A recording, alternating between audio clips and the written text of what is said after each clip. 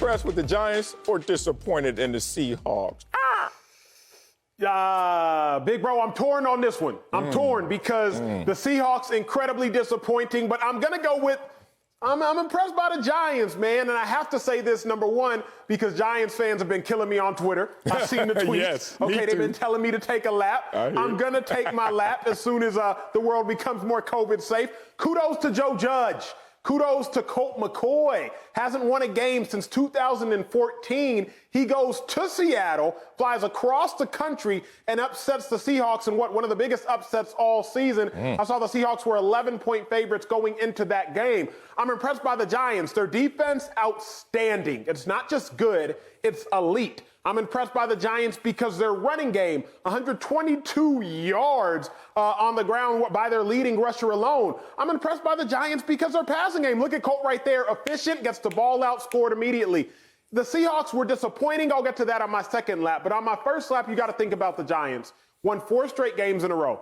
Their 2 losses prior to their 4-game win streak by a combined 3 points. Their loss prior to that by 3 points total, meaning their last 3 losses by a combined 6 points. This Giants team is incredibly impressive. I understand they are only 5-7, but Joe Judge and all that ridiculous madness from this offseason, it appears to be working. I was beyond impressed by the Giants yesterday. Me? I was just disappointed in the Seahawks. I wasn't torn on this one like you were, Acho. Like you've been torn. Should I have the glasses on or take the glasses off? Depends on what block it is. Already, you over there torn about with your wardrobe. Me? I make definitive decisions, and I use my assessments from not only my source of my eyeballs and my experience, but also the sources of other players and other coaches. So it's time to get the quote machine out right now when we're talking about Russell Wilson, who is in a mini slump right now. Let's just be real about it. Russell Wilson came into this game, last 4 games, he had, 5 touchdowns and 4 interceptions. He leaves this game with another loss and now only 6 touchdowns and 5 interceptions for Russell Wilson in the last 5 games. In the same season, he was leading the MVP race. In the same year where he's still making an average of $35 million a year. You don't get away with that when that's your price tag. So, yeah, I'm disappointed in letting Russ cook because this is what's turned up. A burnt meal. Like, the meal is a mess right now if you can see what they were and what they are right now. And it's all because they let Russ cook. It's amazing. I told you this before, and I predicted this, and I didn't want to be right, but history told me I would be right. Russell Wilson will start off hot, will put himself in the pole position of an MVP conversation. But he's going to finish lukewarm, if not colder than that. I didn't expect this right now. Let's get to that quote by their coach, Pete Carroll, who goes out there and says, looking at Russell Wilson, quote, throwing the ball was a struggle. Woo!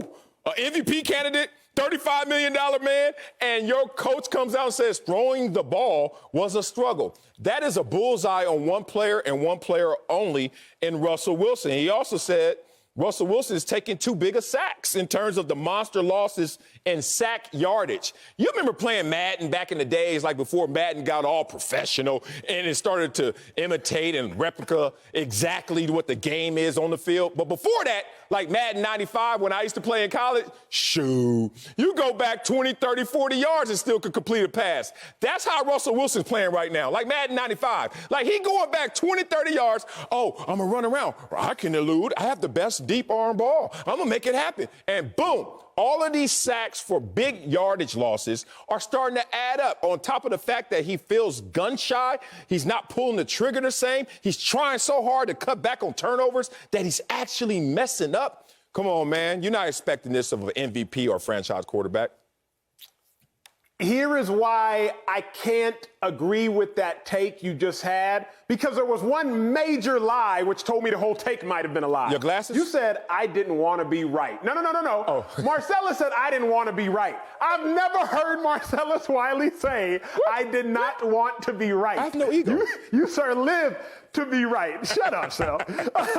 But here is the issue, because some of what you said, although that was a lie, you said a lot of truth. Think about this. The Seattle Seahawks, their first 17 offensive drives, 9 touchdowns. Their first 17 drives of the season, they had 9 touchdowns. Their last 17 drives of the season, They have 1 touchdown. Now, I don't attribute this all to letting Russ cook because they've stopped letting him cook as of late. They stopped letting him cook as much. I attribute this to the fact that the Seahawks just are not as good as we thought they were. And early on in the season, we're like, oh, the Seahawks blew out the Falcons. Oh, the Seahawks played well against the Cowboys. Oh, the Seahawks played well against the Patriots. Then we look up, Falcons got what, about 3 wins on the season? Patriots, they've won 5 out of 6 and still only got 6 wins on the season. And the Cowboys, well, we know what the Cowboys are. But the Seahawks, since week 7, they only teams with more losses than them in the NFC, the Bears and the Panthers. For that reason, I'm disappointed in the Seahawks. If you are going to be a dominant team, you cannot play with your food. And the Giants, that should have been baby food for the Seahawks. I understand the Giants are tough. I understand the Giants are well coached, but the Giants don't have Saquon Barkley. The Giants don't have their top 5 quarterback. The Giants don't have any really big name players on defense. They got Jabril Peppers. They got Blake Martinez. Like, they got guys, but they got a bunch of tryhards. But remember what I said, Sel. Hard work beats talent when talent doesn't work hard. I'm not saying the Seahawks aren't working hard, but the Seahawks are far too talented, paying players far too much money, like you said, Russell Wilson, to get beat by the Giants. That is problematic, especially if you at home. Yeah, you know what's interesting about this, and it's an unfortunate coincidence for Russell Wilson, but I look back at his career record, and it's amazing. 94 wins, 45 losses, and 1 tie. And obviously the Super Bowl championship so close to having 2.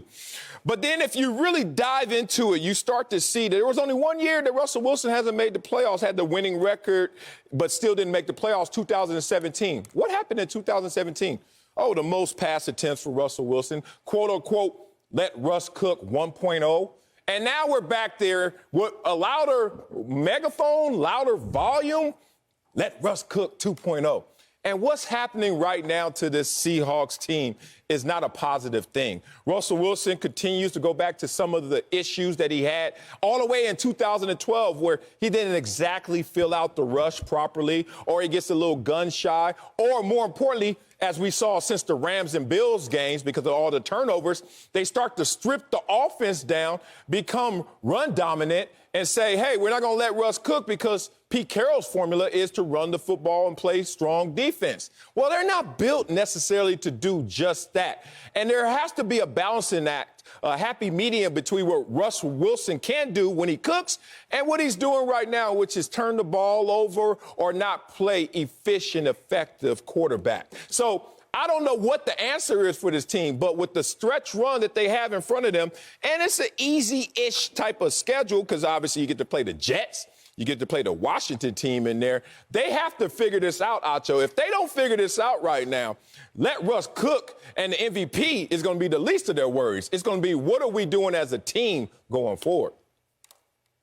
Well, I'm going to say this, because you know Marcellus, Wiley, regardless of where I am located, my takes are like a cake. They're going to be layered. First, I told you about the Giants, and I told you about the Seahawks. Let me go back to telling you about these Giants. The Giants have allowed under 20 points for 7 of their games. Okay. What that tells me is there's only one other team in the NFL has done that. What that tells me is the Giants are legit. Beyond that, I talk about a winning recipe. I got a full screen for you because the Giants team, they play winning football. It wasn't just the Seahawks sucking.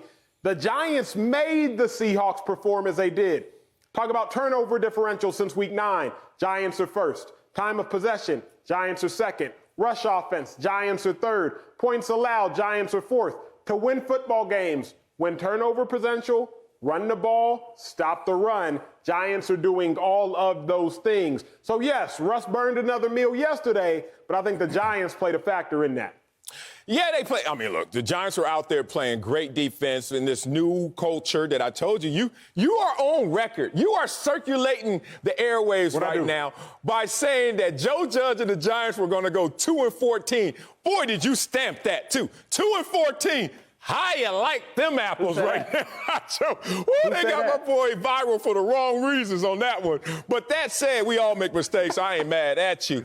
You know, I learned in this world how this is a negative-based society. And that doesn't mean you have to be negative in terms of being a pessimist, but understand the balancing act between having positive works versus negative works and how to balance that out, how to reconcile positive with negative. And it's amazing. You could go throughout your entire year. Let's use a calendar year where for 364 days, you can be a positive citizen, a great role model, and do all the right things. But that one day where you're off your game, what did you do during that one day can undermine everything else that you have done up to that point. It's crazy.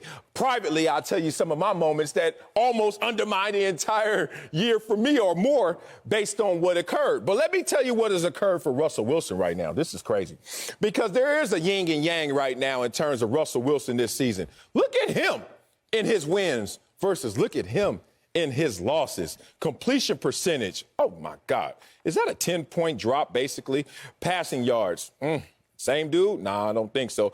Touchdown to interception, passer rating, interception, passer. You get it. The point is, letting Russ cook, franchise quarterback, $35 million man a year, and MVP frontrunner at one time, and still a candidate, cannot put up those numbers that show that wide a disparity.